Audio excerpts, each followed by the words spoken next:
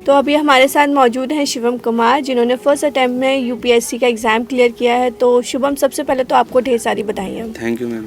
तो कैसा अभी महसूस कर रहे हैं आप?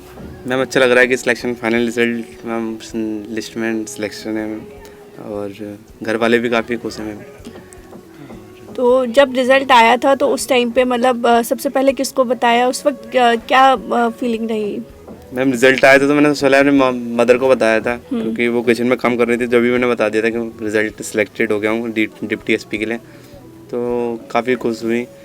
और पापा मम्मी और वो चाहते थे कि ना उनका बेटा मतलब सिविल सर्विसेज ज्वाइन करे। आयोग मतलब काफ़ी इस बार काफ़ी फास्ट रहा है कि उन्होंने 10 महीने के अंदर फाइनल रिजल्ट दे दिया। तो क्या तैयारी रही आपकी एग्ज़ाम को लेकर के? मैम तैयारी तो ये है कि बेसिक किताबें मैंने कंप्लीट कर रखी थी अपनी, जो भी जो कोर कॉन्सेप्ट होते हैं, कोर सब्जेक्ट। उसके बाद मैंने करंट अफेयर के लिए भी मैगज़ीन वगैरह जो आती है विजन वगैरह की, मीन्स 365 और है ना पॉलिटी की 365, वो ये सारे सब्जेक्ट पढ़े थे।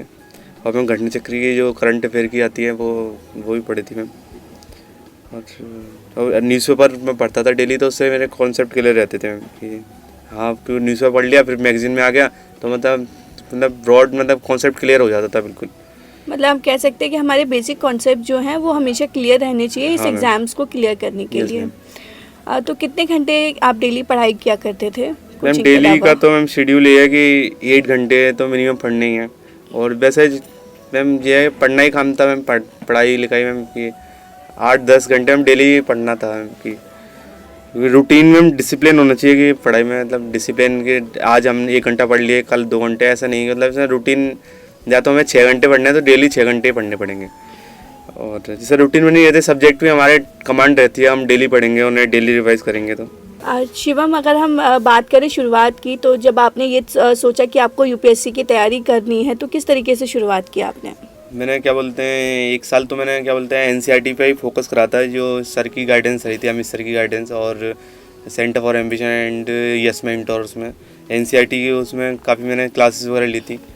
और मैम मतलब मेरी क्लियर हो गई थी, मैंने एनसीईआरटी हर सब्जेक्ट की पढ़ी थी, जैसे ज्योग्राफी के लिए, पॉलिटी के लिए।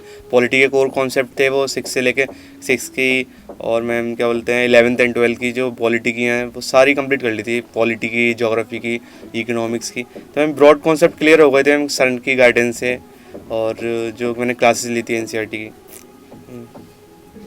तो मतलब सब्जेक्ट्स को लेके क्या स्ट्रेटजी रहती है कि हमें पहले क्या पढ़ना चाहिए? जो हमारे वीक सेक्शंस हैं पहले उनको क्लियर करें, या जो हमारे स्ट्रॉन्ग सेक्शंस हैं उनको हमें ज़्यादा टाइम देना है? तो कैसी आपकी स्ट्रेटजी क्या मैम है? ये है कि जो हमारे स्ट्रॉन्ग जो पोर्शन होता है उसे मतलब पढ़ते रहना चाहिए, क्योंकि जब वो स्ट्रॉन्ग है तो मतलब वो स्ट्रॉन्ग ही बने रहने चाहिए।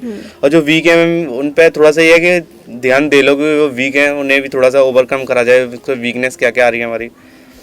और रेगुलरिटी मतलब मेन जो वीकनेस है क्यों आ रही है हमें इसे ओवरकम करना चाहिए। और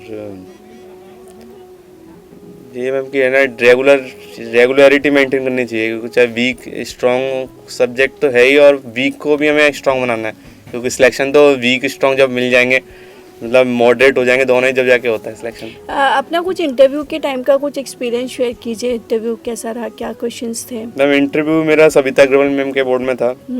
इंटरव्यू अच्छा हुआ था, उन्होंने करंट ओरिएंटेड इंटरव्यू था, जो करंट में इस समय इशूज़ चल रहे हैं, सही रशिया यूक्रेन वॉर और एग्रीकल्चर बिल्स के बारे में। और मैम क्या बोलते हैं ये जो पॉलिटी वगैरह जीएस, क्यों मेरा पॉलिटिकल साइंस सब्जेक्ट था तो मेरे से पॉलिटी के बारे में पूछा था, काफ़ी पॉलिटिकल साइंस के बारे में कोर कॉन्सेप्ट पूछे थे उसके। और इंटरव्यू काफ़ी अच्छा रहा था। वैसे इंटरव्यू में भी मैं खुद से सारे बोर्ड मेंबर खुश हो गए थे, तो मैं इंटरव्यू के लिए तो मैं पूरा मतलब श्योर था कि इंटरव्यू तो मेरे अच्छे नंबर आएंगे इंटरव्यू में। तो और बस तो आगे की क्या स्ट्रेटजी है अब इस सेवा आयोग में आने के बाद? आगे कैसे देश की सेवा में अपना टाइम देंगे, क्या सोचा है आगे के लिए? मांगे तो ये है कि डेडिकेशन के साथ जॉब करनी है, और आगे और मतलब अभी सिविल सर्विसेज यूपीएससी के लिए देखना है। और क्योंकि जी मेरा मैम पहला प्रथम प्रयास था, तो इसमें मेरा डिप्टी एसपी के लिए हो गया, तो थोड़े से मेरे कॉन्सेप्ट हल्के से क्लियर नहीं थे। अब उन्हें और क्लियर करके मैं थोड़ा और आगे ट्राई करूँगा। और ये जॉब तो मैम डेडिकेशन के साथ करनी है पूरी। कि अब जॉब है तो डिप्टी एसपी की जिम्मेदारी की पोस्ट होती मतलब है। अभी आप रुकेंगे नहीं, आगे भी तैयारी Yes, चलती रहेगी। ठीक है, जो बच्चे अभी यूपीएससी की तैयारी कर रहे हैं उनके लिए क्या टिप्स देना चाहेंगे? मैम ये है कि कोर कॉन्सेप्ट है उन्हें कंप्लीट कर लें बच्चे जो भी है, और न्यूज़पेपर पढ़ें, और जो मंथली मैगजीन आती है विज़न की वो, और पर डे उन्हें मंथली वाइज नोट्स बना रहे हैं उनके 2-2 पेज के मंथली वाइज मैगजीन के, क्योंकि फिर लास्ट में आके बहुत ब्रॉड फिर स्लिप हो जाती हैं, क्या बोलते हैं, सोर्स हो जाता है, तो उसे हमें शॉर्ट करना है, क्योंकि एग्ज़ाम टाइम पे हमें वही शॉर्ट नोट्स पढ़ने हैं अपने। और मैम एनसीईआरटी बुक्स का कितना रोल रहता है इसमें? मैम एनसीईआरटी का काफ़ी रोल रहता है मैम, ये इंपॉर्टेंट रहती है, 11th एंड 12th की मोस्ट इंपॉर्टेंट है मैम एनसीईआरटी। और एनसीईआरटी तो मैम ये है कि एक बार सबको 6 से लेकर 12 तक पढ़ लेनी चाहिए, क्योंकि उसमें ब्रॉड हमारे माइंड पूरा ब्रॉड हो जाता है, और फिर हमें कोर जो बुकें होते हैं वो पढ़ लो, उसके बाद तुम्हारा पूरा क्लियर मतलब हो जाता है, मतलब पूरा जो भी उसे कॉन्सेप्ट होते हैं वो सब कंप्लीट हो जाते हैं। एनसीईआरटी से हमारे ब्रॉड बेसिक है ना कॉन्सेप्ट क्लियर हो जाते हैं मैम। मतलब हम कह सकते हैं हम अपने बेसिक कॉन्सेप्ट के साथ में हाँ। अगर शुरुआत से पढ़ाई करेंगे तो जो हम स्टार्टिंग से UPSC पढ़ाई कर रहा है तो वो एनसीईआरटी से ही लेके करेंगे, 6 से लेकर 12 तक की वो आपके 15 महीने में हो जाएंगे आपकी कंप्लीट, और फिर उसके बाद फिर बुकें जो आती हैं बेसिक बुकें उन्हें पढ़े। चलिए बहुत बहुत धन्यवाद Thank and you. All the best for your future. Thank you ma'am.